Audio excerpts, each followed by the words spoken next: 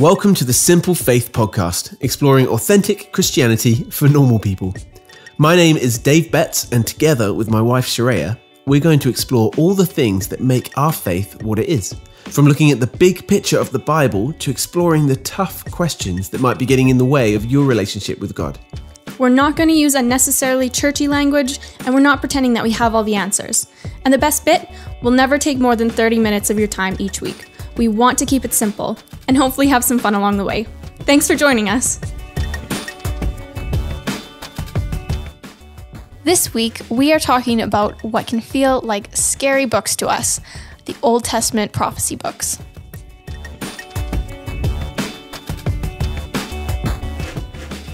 Welcome back to the Simple Faith Podcast, episode number 6.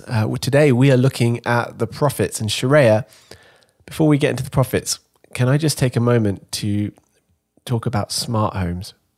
Yes, I know that you are very passionate about this, so you should take a moment to talk about smart homes. I think, this sounds like an ad, but it's not an ad. I think everyone should invest in smart plugs. I've been looking at these things for a long time, as you know. Yes. And I found out that in Canada, kettles take a long time to boil. I'd kind of forgotten about that while I was in Canada the first time. And when we moved back, I timed it. I actually timed it. It caused this whole Instagram uproar where it took 5.5 minutes, I think, nearly, to boil a kettle, which is not good enough, Canada. It's not good enough. But what I've discovered is that you can connect a smart plug to the kettle, turn the smart plug off, turn the kettle on, and then set it so it turns on overnight. Isn't that incredible? That is amazing. And now I kind of went on a bit of a smart plug spree because that's part of the kind of isolation thing, isn't it? And well, we now have smart plugs on every lamp in the house and set on timers and connected to the TV. We've got this or the Kindle Fire Stick TV thingy, and I'm just loving that, Sharia. I just wanted to tell you that. I do know that you love it, and it is great. I have to confess that I don't share quite the same level of interest, but it is nice. I do like it. I just want our listeners to know what a wonderful thing that is.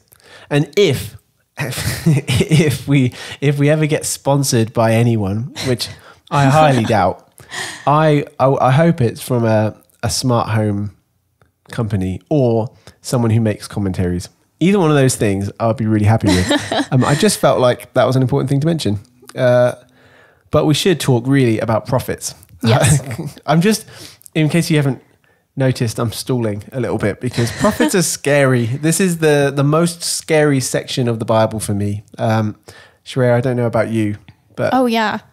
Yeah, reading through the prophets, like, oh man, it's tough. Listen, if you ever want to sound like you have an incredible biblical knowledge to me, walk up to me and just casually quote somewhere from the prophets, and I will instantly respect you because it's a huge source of fear for me. Even now, on the other end of my studies and as someone who works in full-time ministry, the prophetic books scare the living daylights out of me.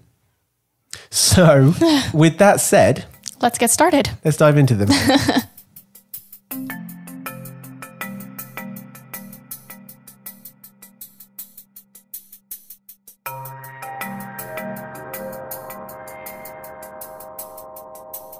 So I was exaggerating a little bit there, but I do find the prophets the hardest books in the Bible to read. They intimidate me. And for many of my friends, I know that's the same thing. When I went to Bible school, one of the sole motivating factors about going to Bible school was to understand the prophetic books. And I still feel like I'm about 5% of the way there if I'm lucky. Martin Luther, one of the great reformers, says this: they, talking about the prophets, have a queer way of talking, like people who, instead of proceeding in an orderly manner, ramble off from one thing to the next so that you cannot make head or tail of them or see what they're getting at.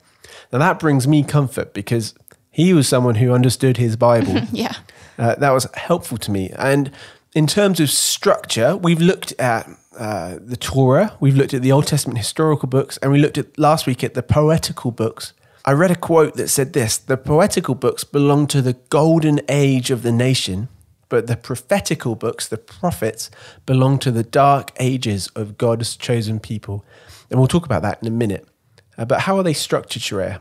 The prophets are split into two sections. So you have the major prophets and the minor prophets. So the books that belong into the major prophets would be Isaiah, Jeremiah, Lamentations, which is closely connected to Jeremiah, Ezekiel, and Daniel. And then the minor prophets are Hosea, Joel, Amos, Obadiah, Jonah, Micah, Nahum, Habakkuk, Zephaniah, Haggai, Zechariah, Malachi. I don't know either. Sometimes I like to say, hey guy, because that sounds very Canadian. Guy. Hey guy. Anyways, okay, so those are the major and minor prophets. And you might be wondering, why are they split into those sections? And it's not because the minor prophets are less important. The minor prophets are just generally shorter than the major prophets. Yeah, that's right. So the major prophets are that, like you say, because they're longer. The minor prophets are called the minor prophets because they're the short ones. And it's also important to note that the prophets weren't just confined to those prophetic books. Well, these are the ones who specifically wrote. So, for example, Enoch was in the book of Jude. Samuel is talked about as a prophet in the book of Acts, and obviously in 1st and 2nd Samuel. Moses and Miriam are described as prophets in the book of Exodus. In fact, Moses is described sometimes as one of the greatest prophets.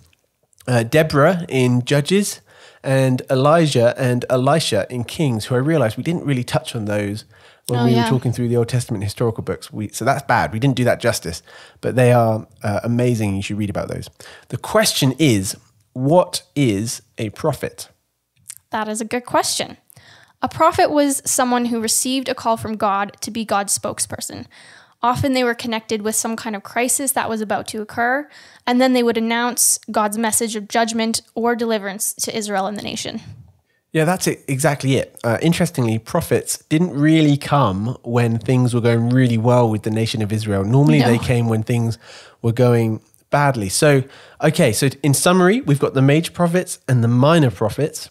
And a prophet is an individual who received a call from God to be God's mouthpiece or spokesperson, usually during bad times. Now, it's helpful to understand when the prophets are speaking, which is one of the reasons we've gone through this short series, the big picture of Scripture, the big picture of the Bible.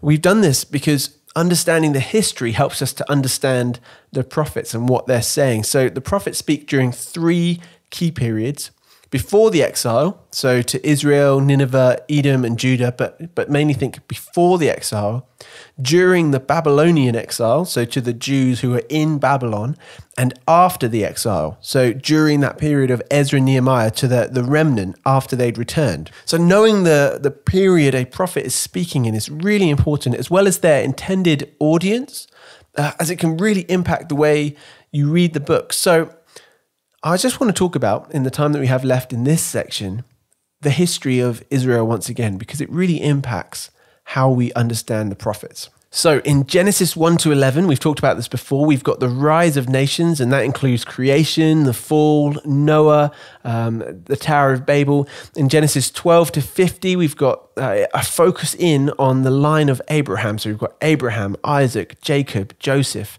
And then we have the book of Exodus, which focuses on the people of God being in slavery, but Moses leading them from slavery with God's direction. And as they wander in the wilderness after their freedom, God leads Moses up Mount Sinai and gives him the law and tells people that if they go God's way, they'll receive blessing and hope. But if they choose instead to go their own way, to go a way that isn't what God has intended for them, they're going to find themselves with challenge, with curses. And so Joshua then leads the people into the promised land. The successor of Moses, Joshua, leads the people into the promised land. They conquer Canaan, which becomes Israel. And for that time, there's a period of judges where everyone does what is right in their own eyes. Then there's a period of kings. So there's Saul, who's a bad king, David, who's a good king, who, by the way, we didn't talk about the Davidic covenant. We'll get to that in just a second. And then there's Solomon, who's, he's okay. And then there's a civil war. And then there's the northern kingdom gets wiped out by the Assyrians. And then a little while later, the southern kingdom, Judah, gets taken into captivity by the Babylonians. And then there's Ezra and Nehemiah. So the prophets are speaking predominantly after that civil war. That's when things really start to go downhill. Now, there's a number of covenants that we need to keep in mind. The covenants, if you remember from the previous episodes, are basically contracts, like really important contracts. So there was one with Noah that said, well, actually, I'm never going to send a flood again. I promise. That was from God. There was one with Abraham saying that he was going to make the nations come from the offspring of Abraham. And then there was a covenant with Moses, the Mosaic covenant, which was the law. And then there was a really important one that we forgot in the Old Testament historical books as we blasted through. And that was the Davidic covenant, which basically said that the Messiah, the Savior, would come from the line of David. So as we get to the prophets, that history is really helpful to understand. As we said before, we can then understand that the prophets are speaking before that exile, before the Babylonians take the southern kingdom and before the Assyrians wipe out the northern kingdom.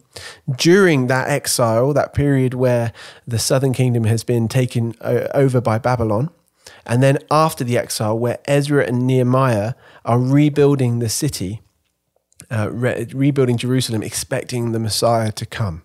And it's worth mentioning as well that we talked about Hebrew poetry last week and how it's structured and how it's that kind of idea of rhyming of ideas rather than rhyming of words, and how we were going to look for things like parallelism and chiasms and acrostics. And do listen to those episodes because those form a really good primer for going into the prophets. So with all of that stuff in mind, that really helps us to approach the prophets. And in the next section, we'll dig a little deeper.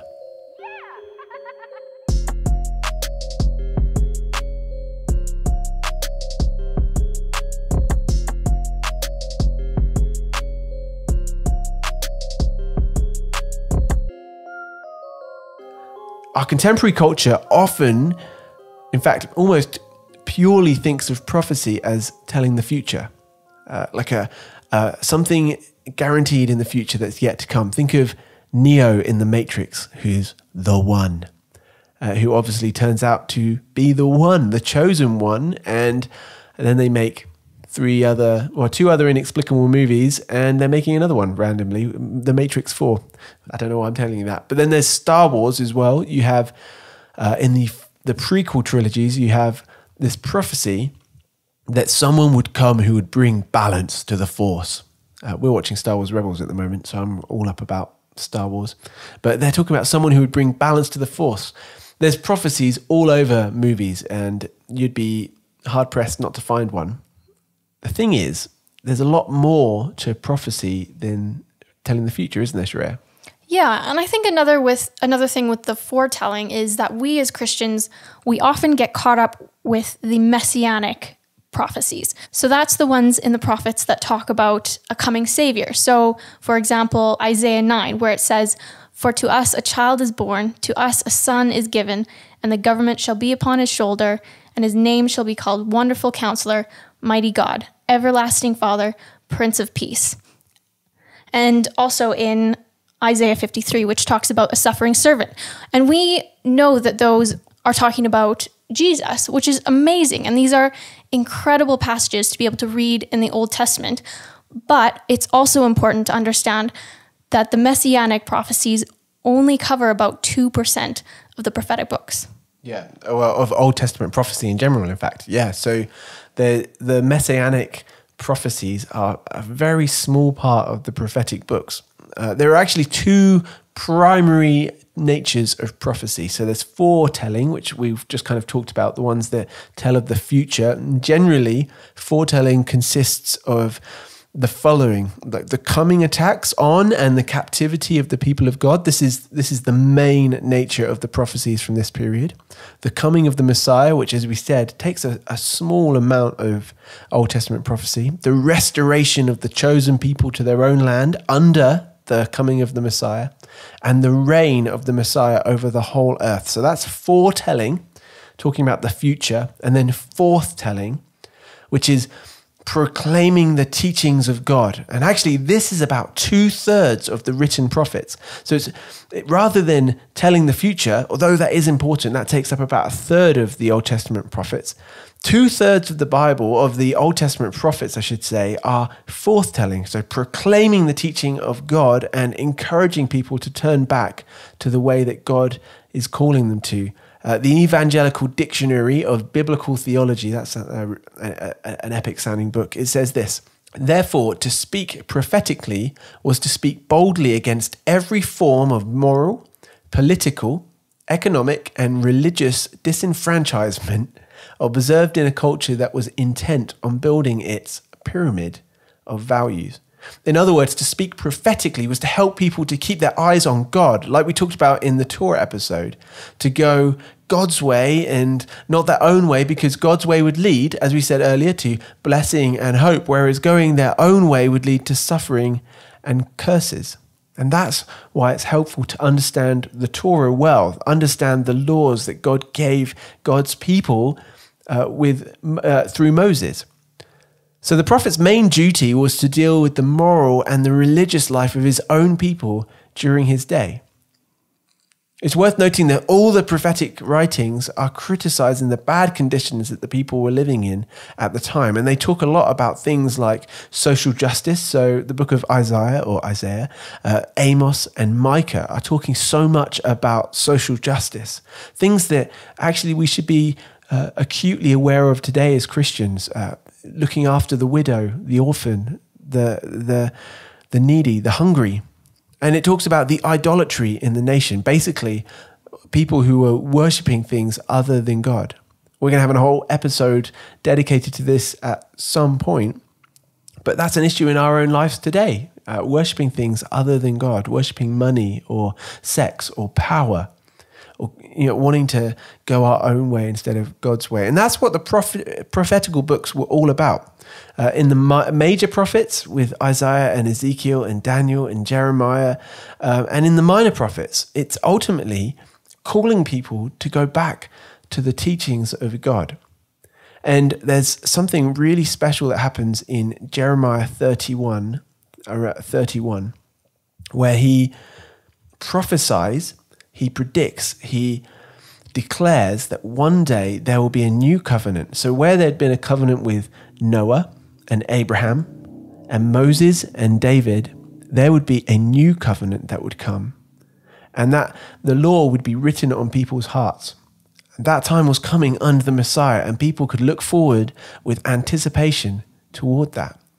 And that is what the prophetical books finish with, is hope that a Messiah was coming, that despite the challenges of being pulled away into exile and kind of dragging themselves back to rebuild Jerusalem and things not looking the same, the hope that one day a Messiah would come, a Savior would come, who would make a way and bring them freedom and hope and help them to live lives according to the law that they were struggling so much with. And that's what the prophets are about.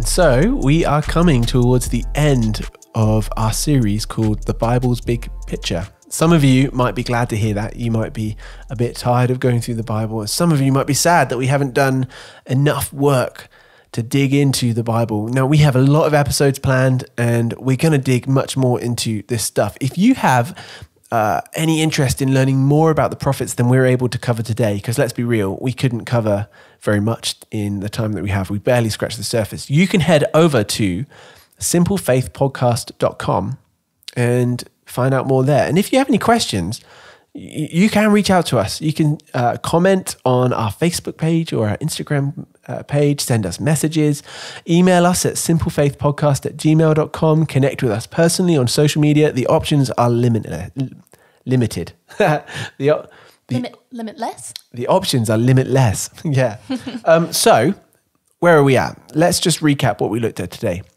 So the prophets were individuals who received a call from God to be God's spokesperson, and they were often connected with a crisis, usually before the exile, during the Babylonian exile, and after the exile. Generally, those were considered the written prophets, split into major prophets, which were the longer ones, and minor prophets, which were the shorter ones. And then there were, of course, other prophets throughout the Bible, but we're talking about the written prophets. And prophecy can be foretelling, in other words, predicting the future with 100% accuracy, or forthtelling, which is what 2/3 of the Bible was about, which was proclaiming the teachings of God and encouraging people to get back to going God's way and not their own way. So that's what the prophets are about in a nutshell. Shreya, is it time for a game? It is time for a game. And today's game is basically a quiz on the Old Testament prophets.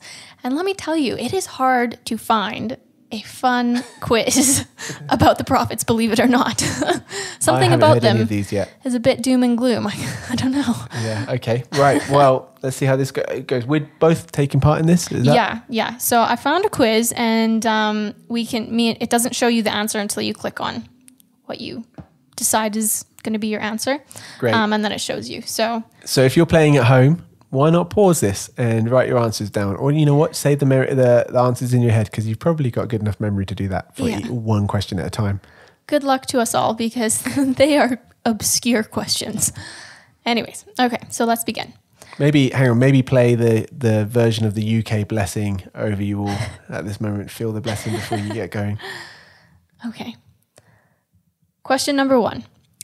Which prophet provides us with the most comprehensive picture of Jesus Christ in the Old Testament, including the virgin birth?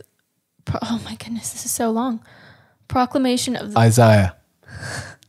Proclamation of the good news and sacrificial death. I feel like they could have made that a bit shorter. I don't know. Isaiah. You didn't hear your options yet. Isaiah. Okay, is it Hosea, Jonah, Jeremiah, or Isaiah? Isaiah. Okay, Dave guesses Isaiah. I would guess Isaiah too. So let's see. It's Isaiah. Great. Woo! We said we'd keep this under 30 minutes, so let's go. Okay, question 2. Oh, this one's just as long. I'm going to do the one after that. Okay. To whom did God say, "Son of man, I have made you a watchman for the house of Israel. Therefore, hear a word from my mouth and give them warning from me"? Is it Ezekiel, Zephaniah, Daniel, or Joel? Oh my goodness. This is where you find out that I really struggle with the prophets. I'm going to guess Ezekiel. I think say it again. What's the question? To whom did God say, "Son of man, I have made you a watchman for the house of Israel. Therefore, hear a word from my mouth and give them warning from me"? I mean, he could have said this to any of the prophets. I think it was Ezekiel too. Okay, we'll see. Yeah, it was. I had I didn't actually know that one. I thought it might have been Daniel. Okay, this one's a little bit easier. Who is the prophet that anointed the first king of Israel? Let's give everybody a chance to think about it. It's not a written prophet, everyone. Is it Deborah, Gideon, Jephthah, or Samuel? I think it's Samuel. I think it is too. Okay. Check. It is Samuel. This is going well so far. Okay, let's do this one. Who predicted a famine, not of food or water, but of hearing the words of the Lord? Was it, I told you they're obscure, Elijah, Haggai, Amos, or John the Baptist? John the Baptist is in the New Testament, but... say the question again. Okay. Who predicted a famine, not of food or water, but of hearing the words of the Lord? I'm going to What are the options? Sorry. Oh, Elijah, Haggai, Amos, or John the Baptist? I'm going to go with Amos. I'm going to go with Haggai. Okay. Just to switch it up. It was Amos. Good job. Yes. Yes. Okay, let's do the last question. Okay. Who was aged, devoted to prayer and fasting, and prophesied about Jesus at the Temple of Jerusalem? Ooh, okay. So is it Sapphira, Anna, Azariah? We didn't talk about any of these people. Or Priscilla. Is this the New Testament? Yeah. Oh, okay. Should I do a different question? It's okay. I mean, I'm going to get it wrong. So Just going to switch it up, guys. say it again. Okay. Who was aged, devoted to prayer and fasting, and prophesied about Jesus at the Temple of Jerusalem? So they're old. Yeah. I think we say aged, not just aged, like an aged fine wine. Probably sounds nicer. It's a nice way to say they're old. Yeah. Is it Sapphira, Anna, Azariah, or Priscilla? Sorry, guys, this is New Testament stuff. I'm going to go with Zafira. Vauxhall for I said it wrong. I'm going to say Priscilla. I don't know. Who knows? I don't know. Okay, let's check. Oh, it was Anna. Oh, there you go. That's shocking that I don't know that. I apologize. But I only got one wrong. Good job. I got more than that wrong. I thought I would get more than that wrong. It's not quite as humiliating as I thought, but it was pretty bad. Everyone, thank you for listening. We've made it past the 6 episode threshold. If you have any questions, let us know. Tune in next week as we look at the New Testament. Bye, everyone. Bye.